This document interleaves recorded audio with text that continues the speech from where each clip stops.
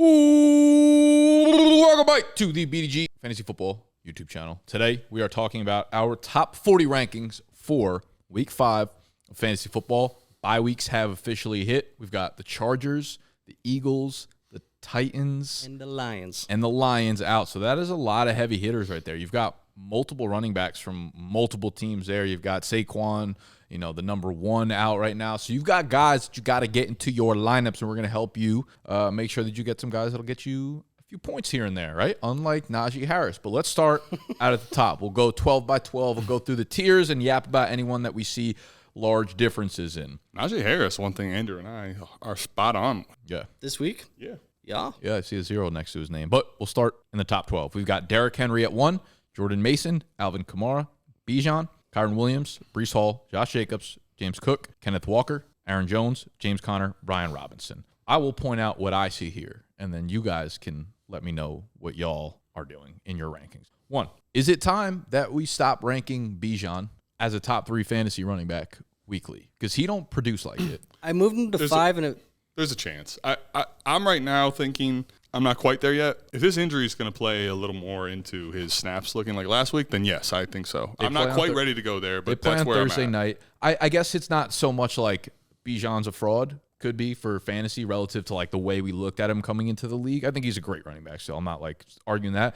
But I look at a dude like Kenneth Walker, who's coming off a 3-touchdown game, gets the New York Giants front 7, and I'm like, I would probably prefer Walker over Bijan this week. Bijan feels like he's got a lot of name value just being anchored to that ranking.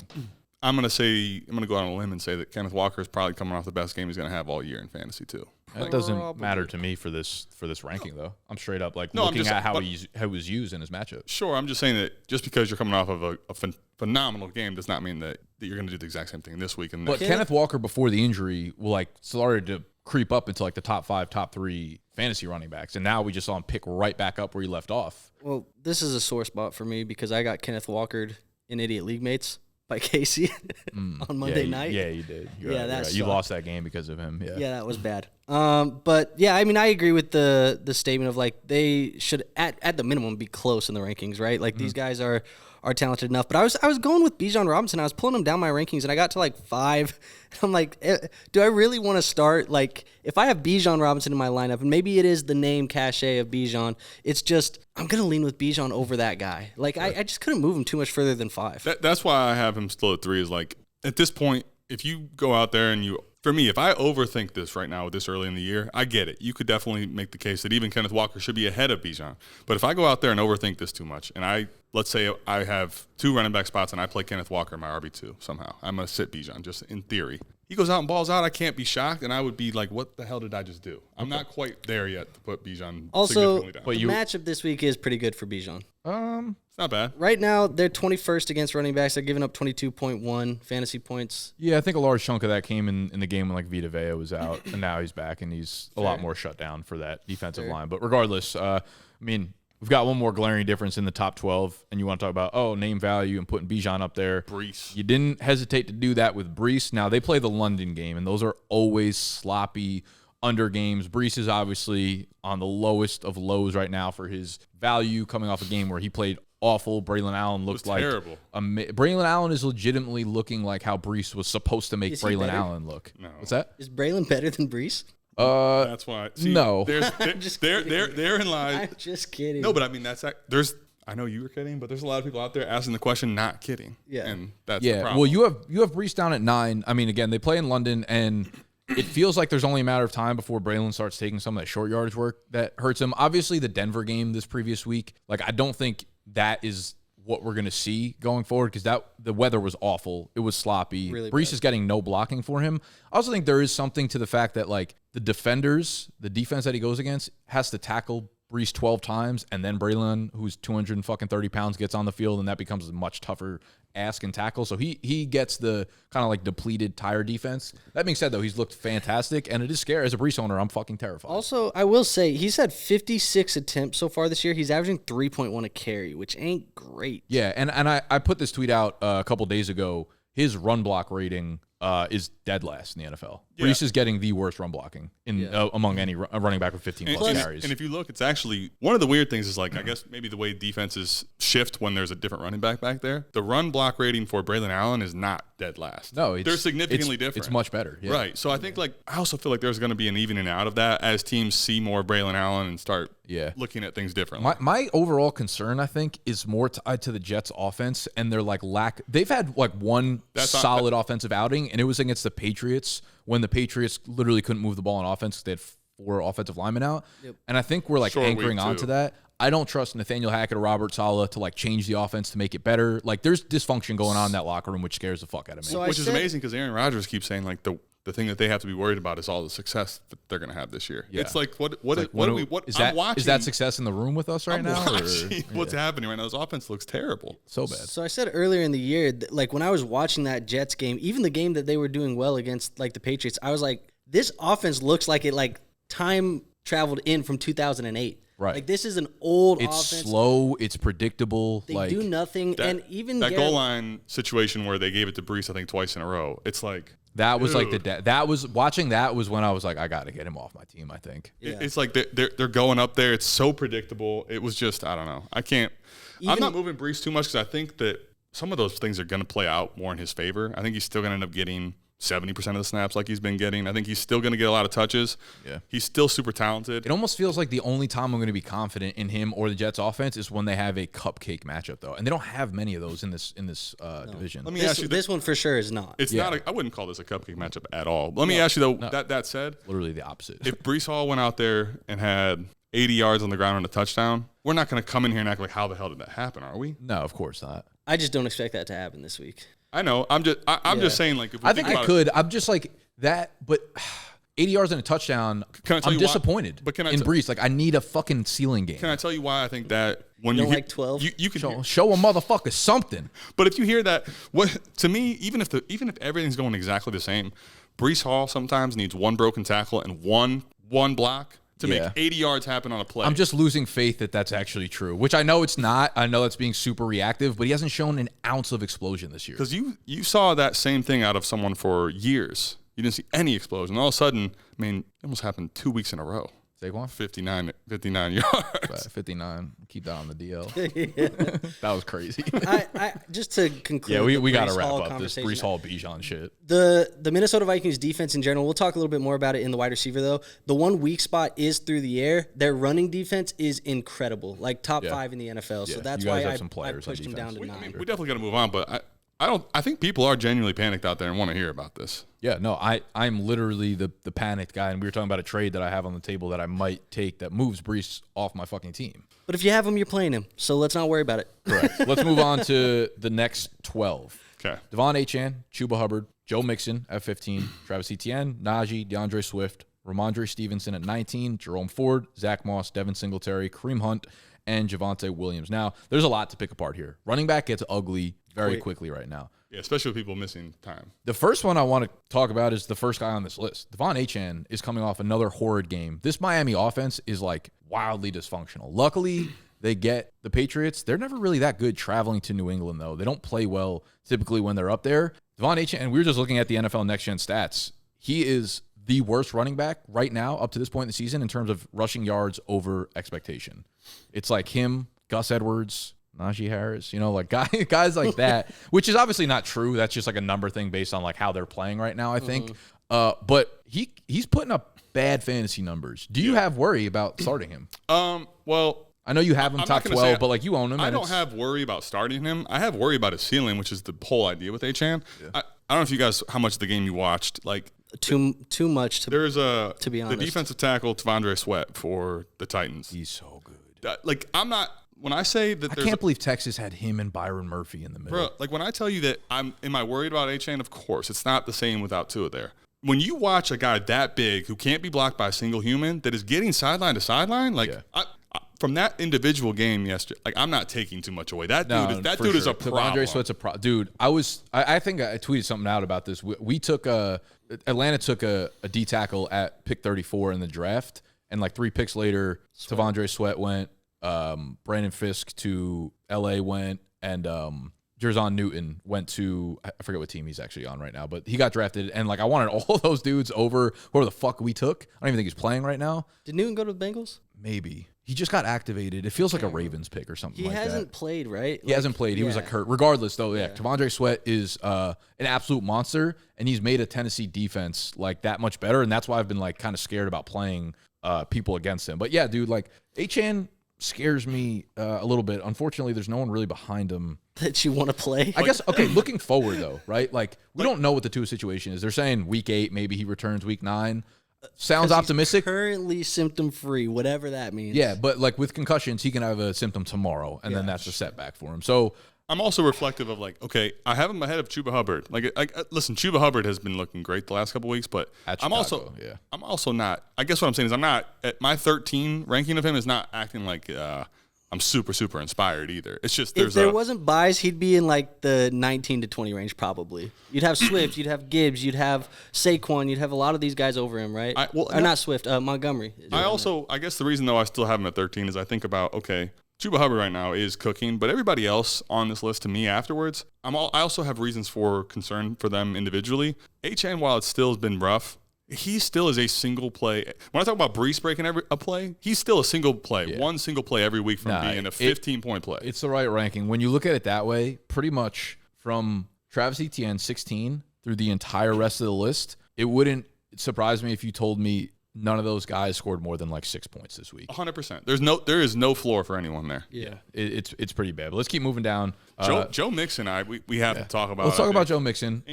Andrew, I know you love him, but I'm 10. Well, why would we not have him up this high? Because he's coming off a high ankle. You have to assume that he's probably active this week and playing, and we've seen their running back situation be absolutely a nightmare without him. Right. I'm assuming he's playing this week too, yeah.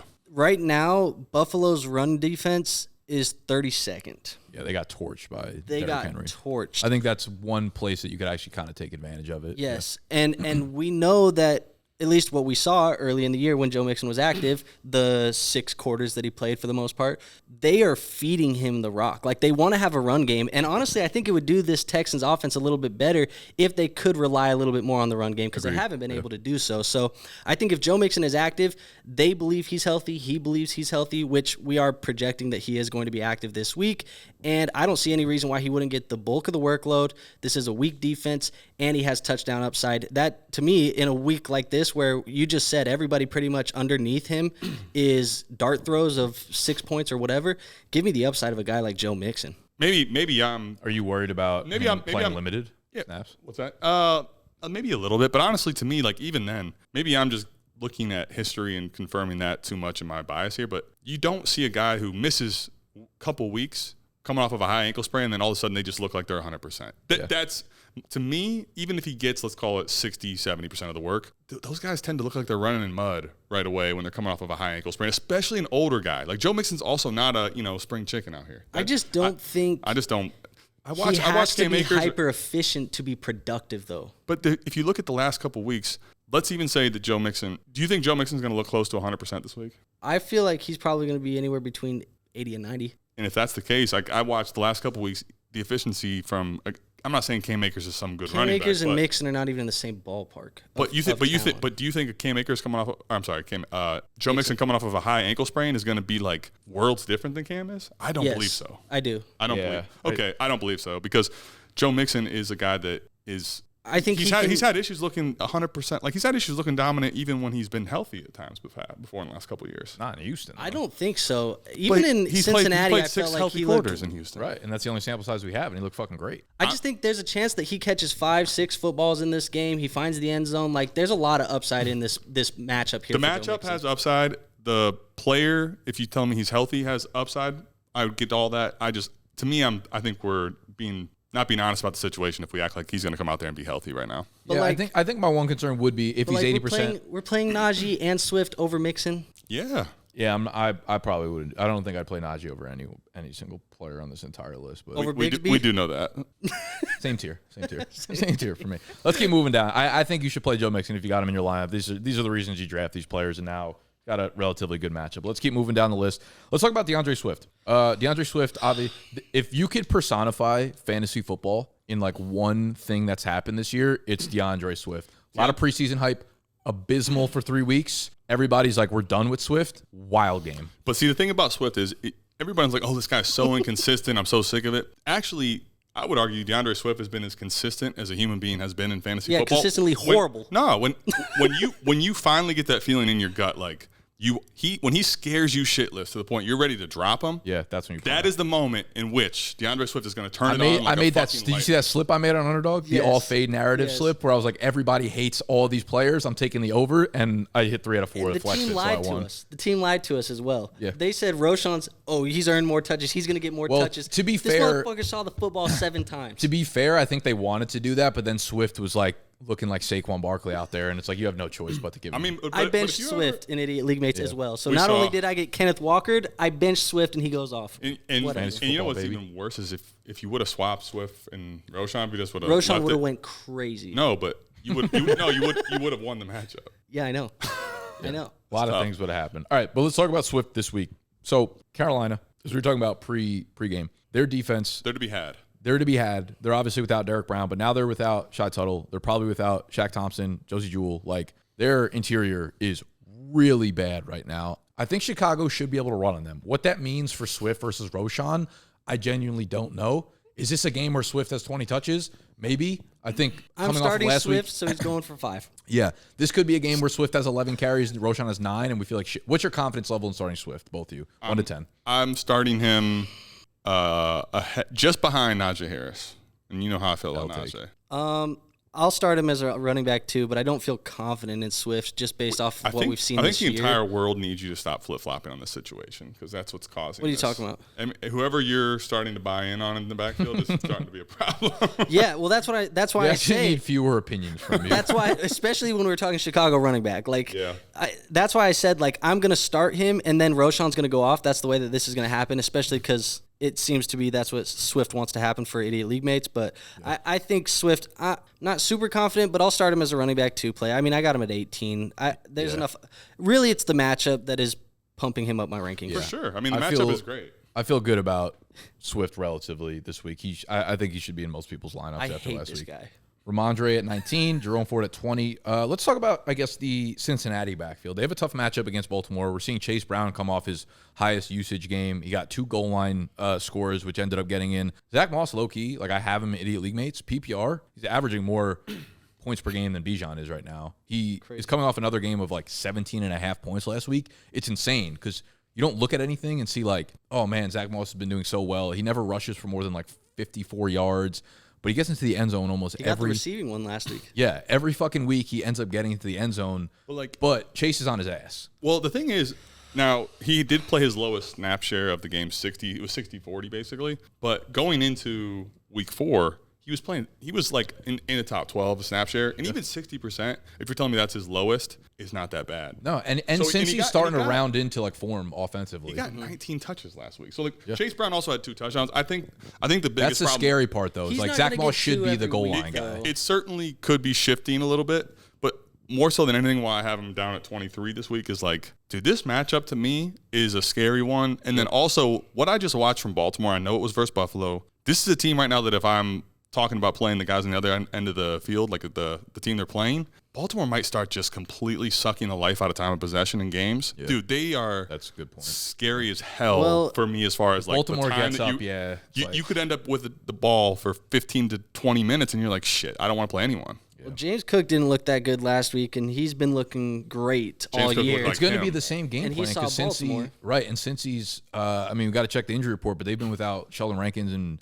and Hill, who are their 2 defensive tackles, and it's like, if they're both out again, it's going to be another Derrick Henry game. But like, you look at that game too, Derrick Henry, this game's out of hand, over, and they're like, no, we're going to give the ball to Henry again just to completely let everybody know we're here. Yeah.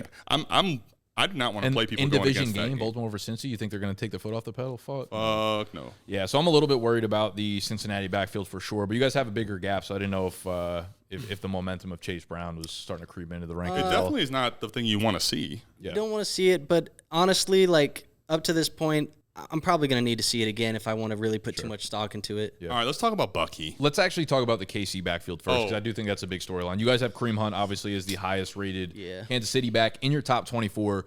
Last week, we weren't really sure how the backfield was going to shake out. Carson steals an early fumble, then pretty much gets benched. Samaje Perine, despite obviously being out-carried by Kareem Hunt by a lot, 14 for 60 14 for 69. 14 for 69, so a really efficient day on the ground, but Samaje Perine is the one that ends up getting inside the 5-yard line. So now you're looking at this such a fucking messy situation here. Yep. Clyde is eligible to return this week. I don't know if he's going to be active or not. I don't think so. Okay, so we don't think so. Right now, I think he's eligible, but I haven't heard anything that says like we should be expecting him. Yeah, me either. So it looks like it's going to be Kareem Hunt, Samaje.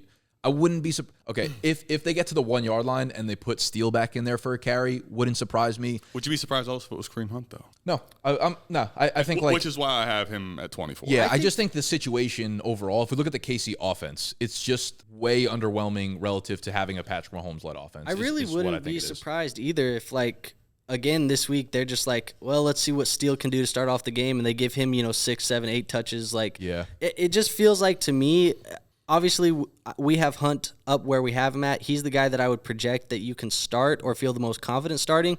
But really, it's getting to the point where, especially once Clyde Edwards-Helaire gets added back into this backfield, I don't know how much I really want any of them unless Hunt really establishes himself over the next couple of weeks. I think the reason I have him here, I think, one, there is a chance with that type of work that he got that he ends up actually having the trust to be that guy. But also, like, this is a week of buys, and we're at the point now where it's like, I don't even know if I want to start what is the supposed starter for whatever that team is, Tampa, anyone below here.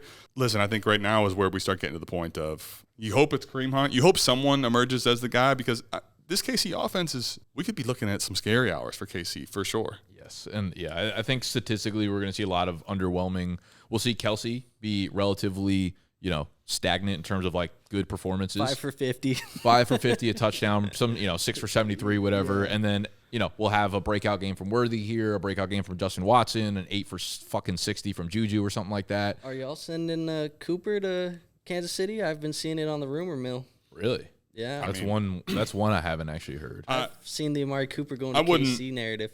I wouldn't be surprised. At the same time, like, what are they going to send the Browns for Cooper right now? Second? Is he on his last year? You taking a second? Second, I feel like would be good for Cooper right now. I feel like there's no way. The Raiders just said, I believe it was today, that they would consider a second for Adams. They said a second plus additional compensation. Which is like, that plus is realistically going to be something light. My point is, if they're saying even a little bit above a second, I can't imagine anyone sending a second for Cooper, dude. That feels a little crazy right now. I feel like that for an analytics team like the Browns would be the quickest smash accept in the world. I think maybe they get a third or something. Cooper is going to get a lot of targets, so I'm still interested in fantasy, but he just looks very different than he has in the last year even. Yeah. I would love Cooper in Kansas City. I mean, I would like them to trade for any receiver, honestly. It's Keenan like Allen? football's not as fun when fucking Mahomes can't sling it and have good weapons. You know what's crazy though? After week 1, all the hype for Xavier Worthy is that like people are starting to realize like he's not going to be the guy over the middle of the field. He's not going to be an one. alpha target guy. Oh, I saw something today, actually. It made me think of you, Nick. But it was the worst separation scores amongst wide receivers. You know who's the second worst in the NFL right now? Not Xavier. Devontae Adams is the second worst in the NFL right now. Separation score. Yes. Man, I just don't know if I trust separation scores. Like that is probably because he doesn't want to play for these motherfuckers. So maybe separation scores feels weird because like third worst, Xavier. Yeah. We'll get to the deep cuts, wide receivers. Like separators, do they count if a man's playing press coverage, which I'm assuming Devontae probably gets a lot of that with guys over the top. It's obviously going to be different than a slot guy who has someone 3 yards off of him. Like right. I don't know. Yeah. I don't know if I trust separation scores. It's from fantasy points data, so I know the data was good, but I guess getting back to Mitchell's still number 1, I think. Of separation score. I only saw the bottom. He also 7. has a very high separation score from the ball being thrown to him. That's fair. It might even be higher. I mean, most it's Indianapolis 7 yards Colts do. away from him every time. Yeah. Just saying, when we have those Texas debates in the offseason about who's a real fucking route runner out here, it's Adonai, it's Xavier Worthy. How you doing? Getting back to this wasteland. Let's talk about about the wasteland of the rest of this? Let's talk about the Tampa Bay running backs. You guys both have Bucky over Rashad. We saw Rashad actually look okay. I mean, but that's the difference. If you have both of them, you guys are starting Bucky over Rashad this week. But this was also okay. That is literally what your rankings were. It is what I'm saying. My ranking is that I am wanting and hoping and praying that we start separating and giving Bucky more work. That's what I expected last week, and it kind of didn't happen. I view both I have of them Bucky as by a running back hair. threes. I have Bucky by a hair. I'm hoping there's more upside there. But Here's the thing, if though. A Rashad lot of White- people have both of these players. I know. I'm what I don't want to do probably. though, is You have play to tell both. them the right answer. They need to move one of them. If the usage stays where it's at, it's going to be a situation I don't necessarily love either one. I still think rest of season I prefer White to Bucky. Do you? Yeah. Is I that just 'cause don't of think just the his way they're gonna volume get is used? going anywhere. Yeah. Okay. I think they're a really good 1-2 punch. He's going to get more receiving work in your PPR leagues. So I think this week for me, I'm going to go Bucky. Maybe it's just recency bias of seeing him get into the end zone last week and being used on the goal line. But also, it's a tough matchup against Atlanta's defense. Not really great or not really feeling comfortable with either of these guys. I think the way that I'm viewing them, if I'm throwing them in my lineups, and the way that I would talk about them is these are RB3 plays and most likely really not a ton of upside because they're going to eat into each other's workload. Yeah, Atlanta, we're a tough run D. Me and Adam were just talking about this. We are probably going to be without. It was a Thursday night game. Wonky shit happens Thursday night games, especially in division type stuff. We're probably going to be without our leading tackler, Troy Anderson at linebacker, who legit had like 17 tackles last week, which is a big downgrade to our run defense. So I think there might be some yardage to be had here as to like who it really goes to. I would say, like the way that I'm looking at it, like if I'm looking for more upside, and we can talk about them in a little bit, but like Trey Sermon is a guy that I feel like has more upside than both of those guys this week that I'd be willing to play. And another guy that I think has more upside that we already have talked about, like Chase Brown might have more upside than both of these guys. So I'd be willing, like if you're chasing the upside. JL's going to this fucking game in Atlanta. Is he? Really? He's down there for a bachelor party. Hell yeah. That's son of a bitch. And I can't. And the Settlements are going to London for the Vikings game. I'm so jealous. Yeah. Are I you? don't want to go with them, honestly. I'm so jealous. I they know you're a get- Vikings fan, but They like, get to man, wear the JJ jersey. It's like, hey, we're going to your favorite team. Can we also wear your favorite player's jersey as well? Thanks. Oh, and I beat you in fantasy. Bye. Yeah, that's the real sucker Like, part. what the fuck? All right, let's actually jump to Trey Sermon, as you said, because Jonathan Taylor, he hasn't been ruled out yet, but it's very likely a mild high ankle sprain or whatever. It's probably in the mixing missing the game, category, bro. whatever. They kind of said, they downplayed Mixon's, and then he missed 2 weeks. Yep. This is exactly what we're on. Yeah, pace I for. actually haven't heard anything from Indy saying that like it's not a serious injury. It's just JT being like, I'm good. It's like, no, you're Yeah, not. and I did see Dr. Jesse Morris do like a video on this, and it sounded like it dodged a bullet for the most He's not part. overly concerned. I saw that too. And so it feels like, just based off of his opinion, which I do trust his opinion on that, it would be something that maybe is 1 or 2 weeks. Regardless, we're talking about this week. JT's Not very gonna play, likely going to most be out. likely. Trey Sermon's going to be the guy that steps in. Right, and if he's stepping in, given a lot of these guys names we just mentioned, I like it. Jacksonville's defense is ass. They're bad, but their run defense is not awful. Their pass They're defense is still so not bad. good though. They're still definitely not good, but okay. Trey Sermon is not a good running back. Let's put it that way. No. I would put him on par. I don't see that dissimilar of a situation between Trey Sermon this week and Cam Akers last week. No, should be the on paper workhorse against the Jacksonville run defense. Not explosive players. Probably not going to have big chunk gains. They don't have good vision. Like they're the same to me. Do you guys feel like?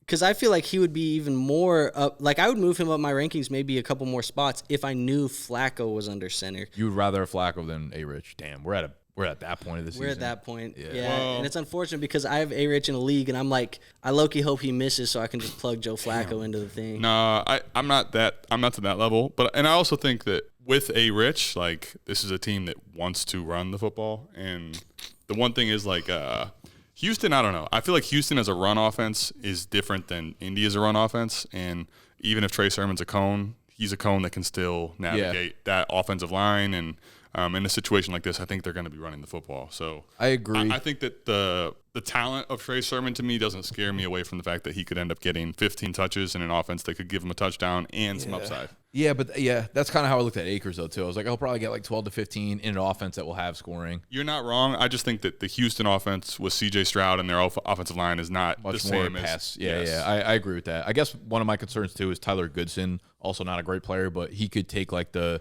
he could Dare barely and take Goombawale work. he'll where take the he's- receiving role for sure. Yeah, so like if Trey, I guess my concern overall is like if Trey Sermon does not get in the end zone, he's giving you 7 points probably. Which is what? It's like running same back as all the 27 to 12. Yeah. I'm picking up, in my home league, I picked up Sermon, and I'm plugging him in my lineup immediately this week. Yeah. Yeah. Listen, there are not that many better options out there at this point, especially if you're not like equipped at receiver to put them into your flex spot. You could do worse for sure, but hesitation. I think in PPR leagues, I'm almost siding with any sort of like top 36 wide receiver over a Trey Sermon. Don't forget the people a while ago were saying Trey Sermon's going to be what you're seeing Jordan Mason do in San Fran. I would have said.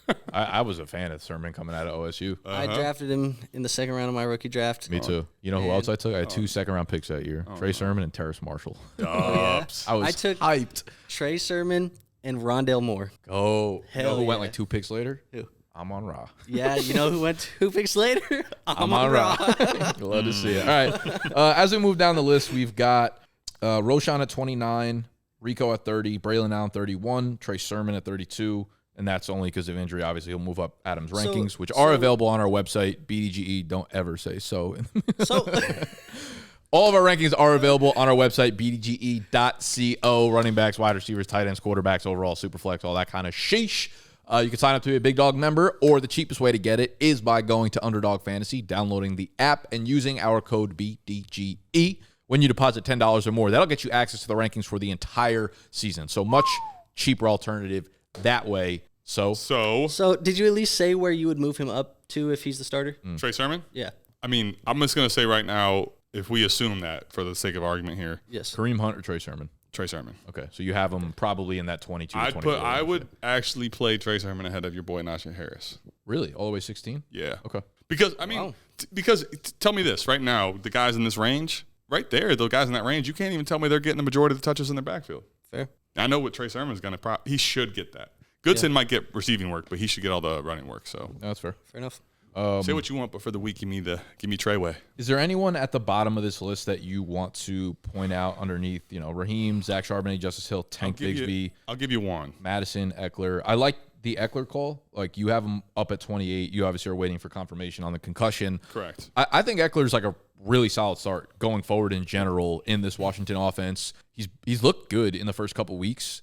He's looked explosive. He's almost returned 2 fucking kickoff returns. For a guy, Jaden Daniels, who we thought was just going to be a running quarter, he's actually checked it down too. Yeah. So Eckler's a sharp play for sure. Ekeler, I'm waiting to hear on the concussion thing for definitely. 46 is almost me saying I'm kind of leaning he might not play, but if he does play, he's going to go into the 20s. Yeah. Have you heard stuff that makes you feel like he's not playing, or just more so that I think the concussion protocol you got to be on. So confirmed on the right side than to go back now after all the two. So stuff I tend to, when it comes to that, lean pessimistic and then wait until the news comes out. Fair enough. But the one guy, I mean, I don't want to talk about most people in this range anyway, but I will say the comments are going to kill you for that. I am Alexander Madison is a guy that I'm holding out hope that eventually Antonio Pierce will be like, Zamir White is a cone. And can we just stop? Zamir White is the worst running back of all time. Dude, it wants to. No, you're good. You're good. You sure? I'll catch it before. I have absolutely heard you're good. You're good around here. But I caught it the one time it actually fell. Remember? That sounds like it's. It sounds like it's just making weird noises. You're fine. Yeah. For sure. I'm 100%. The Najee I am so fine. So Alexander Madison's back is what you're saying. Is he ever going to get more than like fucking 3 carries? This is they said he's getting more touches this week. Yeah, you know who they said that about last week? Fuck you. Yeah. Who? Roshan. Say his name. Say his name. Voldemort. No, I mean, I'm hoping that we actually do eventually get Alexander Madison to get the workload of this running back. Because if he gets the touches that even half of the touches Zamir White's getting that he's doing nothing with and getting the pass catching work, Alexander Madison's a guy I'm sneakily interested in. Right now, Zamir White is just ruining this backfield. The problem with fantasy football is like we can't. Antonio Pierce gives no fucks about us. Yeah, it's like you can't do anything with Madison until it happens. You can't just sit here every week and be like, this is the week he's going to start getting it. And then as soon as it happens, then the next week we're going to be like, look at him getting more work. And it's like, that doesn't fucking. Right now, if something doesn't happen for me on the wire, I'm playing. I have no choice but to play Madison. Yeah. And Denver's a tough matchup, though, too. It is a tough matchup. That's why I'm it's pausing sneaky tough. on Madison right now. I'm not pausing. No. I'm definitely pausing on Madison. But that said, do you guys feel like there's a chance that Antonio Pierce is fired this year? Yeah, we need to see a lot more happen. They'll have to be really bad over the second half. They chose not to interview anybody last offseason because they were so confident in Pierce. It never works out where they just take an interim coach and make him full-time. Every time they do that shit, it falls through the fucking floor. People do not overall talk about Antonio that Pierce makes no sense. is the head coach of Zamir White being a running back. The sample size of 4 weeks is the ultimate killer, dude. Antonio Pierce is a feel-good story that feels great. motivate. He's a motivating coach. A locker room guy. Motivation doesn't work for 17 games. You need skill and talent and like Motivation is a great tiebreaker if you're a good coach. Yeah. If you can motivate people to play. We're just shitting on Pierce I'm right just now. looking He comes at him, off. keep looking He, at this. he comes off a win. Like he just won without Devontae Adams and Max Crosby against Cleveland. You guys are fucking. Did you see? Holy shit, He trash. won't That's say saying Adams' absolutely name nothing. anymore. He calls Yeah. him 17, and then when they talk about him, he keeps like pulling on his shirt. It makes him nervous to talk about Adams. Yeah, well, these he's probably days. pissed because like him and Adams probably had a bunch of heart-to-hearts preseason about how they're like going to work together and like grind it out. And now Adams is like not playing, requesting a trade, and he's like, this motherfucker. Pierce is out here liking Instagram posts about Adams him not also- playing any more games. And Yeah, stuff. if Come you're a guy on. like Pierce who just Raiders gonna raid it. I'm surprised. I called last year Adams was going to be doing this. I don't know why it took him a year of this chaos, but It's fine. it's 100% fine. Just like Adams is 100% fine. You don't. I like how they probably don't hear the cracking. It's I'm like trying. The table has it down, but you can. I'm trying to it's coming down at some Nah, point. it's literally it's fine. literally This is like going all down. of your fantasy teams. We got you. You're fine. Wrap this It's shit gonna up. be This good. is the Anthony Richardson of fucking boards. This is when right you're here. plugging Justice Hill into your lineup next week. This feels like as good a time as ever to. Just stop. Yeah, Go to the yeah. deep cuts? We love Deep y'all. cut? Yeah, Let's get the deep let's cuts. move into the deep cuts, guys that are ranked outside of the top 40 of expert consensus, and give you a quick 1 or 2 bullet points on why you. I mean, we don't even want to start dudes that are like running back 30 right now, so to go Expert outside the 40. wokeness. Yeah, a lot of wotes going on here. I had Tyler Goodson, who like I don't feel confident. He's all the way down at running back 62, but the point was like. Oh my goodness. Enough. In a PPR league, if he takes the pass catching role, Jonathan Taylor's out. Yeah, I'm probably not going to start him. But You can't do that because last week he said what the hell on mine, and I finished RB12. So look, what about Greg what's Dortch? his name? What about Goodson? Greg Dortch? Goodson, he's about Dortch actually finished higher than Michael Wilson last They week. both Don't were go terrible. there, buddy. They were both terrible. Wilson had a ton of targets though. Goodson top 12 finish loading is what I'm saying. Okay, So I was on your dub side me, actually. Dub me. Uh, Never dub Adam. you go ahead before this falls. I'm going right back to what did not work out last week for you. That Theo always Johnson? works. That always Yeah. works. Theo Johnson of tight ends, and that is Emmanuel Wilson of the Green Bay Packers. Jacobs has actually been very efficient. He's just giving you no fantasy points. Emmanuel Wilson has been getting the last 2 weeks over 10 touches a game, and I think that this matchup on paper is the week that I want to start every running back that's going to get any type of work for Green Bay. Yeah, so agreed. would we go Josh Jacobs or Najee Harris rest of the way? Enough. You know exactly what you're doing. You know All right. exactly what I don't hate Emmanuel Wilson. It's a great matchup. I hate my running back, but you're going to have to listen to me talk about him anyways. His name's Jaleel McLaughlin. No. He plays against the Las Vegas Raiders. And you know what? What the hell? You know what? The more I'm going to talk about him, the more I'm going to hate him. But this matchup, it ain't the worst. Tyler Bidet got taken out on a stretcher Who? last week. Tyler Bidet, that's how you say his name, actually. You didn't see I picked him up Sunday morning. Yeah, and then you dropped his ass quick. Daddy. Yeah. He was on the stretcher. I dropped him. Yeah, he wasn't even That's out so of the stadium disrespectful, type yeah. shit. But yeah, he got injured and he was getting mixed in a little bit more. So I assume that they're going to condense that down a little bit more to Javonte and McLaughlin. Yeah. Again, Makes sense. these guys, we don't want to play them, but if you have to, McLaughlin is my play. You know what's kind of funny on that point? In the waiver wire video yesterday, I was talking about how like Dontavian Wicks is like, the best pickup of the week probably. And someone commented, was like, yo, I fucking anger dropped Dontavian Wicks in the second quarter of the game this weekend because he dropped that ball.